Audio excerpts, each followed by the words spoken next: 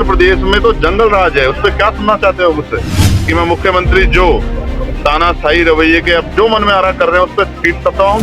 और मैं फिर यही कहूंगा कि जिनका एजेंडा ही बांट कर हो या जिनका चुनावी एजेंडा ही जो है वो हिंदू मुसलमान के आधार पर, उनसे क्या उम्मीद कर सकते हो। नौजवान रोजगार के लिए कहेगा तो लाठी लगेगी। 1,80,00,000 रुपए की बड़ी डकैती, और ये एक ऐसा समीकरण है कमजोरों का, ये जुड़ेंगे तभी भाजपा को रोका है, इसके अलावा कोई रास्ता। सांसद महोदय, कुंभ मेले को लेकर लगातार जो अखिलेश यादव भी बयानबाजी कर रहे हैं, उन्होंने कहा है कि कुंभ में लोग 3 काम के लिए जाते हैं, पाप हटाने के लिए, पुण्य कमाने के लिए और दान करने के लिए। आजाद समाज पार्टी क्या तैयारी है कुंभ मेले के लिए, क्योंकि सरकार भी लगातार हमलावर है अन्य पार्टियों पर। जिस काम को सरकार से कोई और सवाल आप पूछोगे, रोजगार को लेके, बुनियादी सुविधाओं को लेके, लोगों के मकान के लेके, रोटी कपड़ा के लेके, सरकार पर जवाब है। सरकार कहती है 1 दिन में कुछ नहीं होता, लेकिन हमने देखा कि 6 महीने में रेत पे एक बहुत बड़ा शहर बनते हम लोगों ने देखा। जब सरकार करने पे आती सब कुछ हो जाता है। तो जिस विचारधारा की सरकार अपना काम कर रही है, जब सरकार इतना अच्छा काम कर रही है, हम उसमें क्या कहें। किसी को पाप धोने हैं, किसी ने पाप किया वो चला जाए, कोई बताता जो पाप करता है। आपने कोई भी पाप किया तो आप बता दो किसी को कि आपने पाप किए।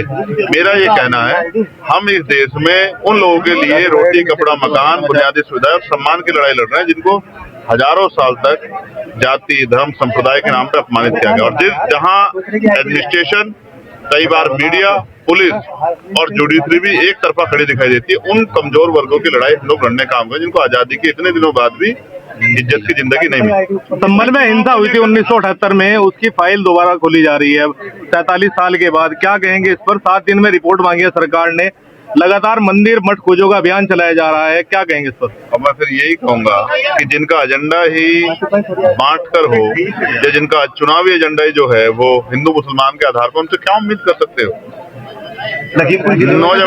नौजवान रोजगार के लिए कहेगा तो लाठी लगेगी। 1,80,00,000 रुपए की बड़ी डकैती दिन दहाड़े।